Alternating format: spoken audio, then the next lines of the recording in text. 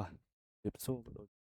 ប្អូនអ្នកទាំងអស់គ្នាស្វាគមន៍វីដេអូថ្មីជួបជាមួយខ្ញុំយូជាចង្អុលវីដេអូនេះដែរគឺខ្ញុំធ្វើការបង្ហាញអ្នកទាំងអស់គ្នាលើ Quest មួយ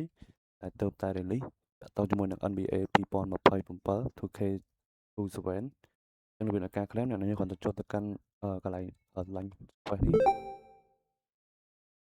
បើនៅខាងនេះវានឹងឲ្យយើងអស់ស្រ័យតែខ្ញុំអស់ស្រ័យហើយអញ្ចឹងអ្នកនាងគាត់ចាំមកស្ទុះទៅចុច enter មក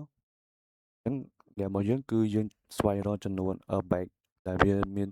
នេះ tag NBA 2K នេះអត់បានចំនួន10អញ្ចឹងរបៀបនៃការរកគឺយើងខ្ញុំនឹងប្រាប់អ្នកនរត្រួសលឿនអញ្ចឹងលេខនេះ1យកនឹងមួយមកគ្រប់អត់ទេ10តែ1អញ្ចឹងលេខនេះក្នុងនេះមានកន្លែង robot នេះ1 2ទី3ក្រោយជួងនេះទៀត4ហើយនៅលើកន្លែងកូកានេះមួយទៀត5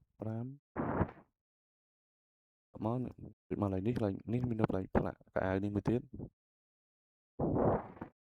អញ្ចឹងលេខនេះអស់ហើយយើងចូលមកខាងនេះវិញអញ្ចឹងខាងនេះទី1គឺលេខផ្លាកនេះ1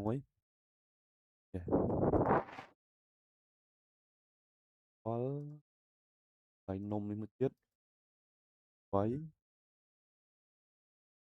ហ្នឹងហើយនៅ scroll មកនេះនៅកន្លែងនេះមួយទៀត9បាទអញ្ចឹងនៅកន្លែងនេះមួយទៀត10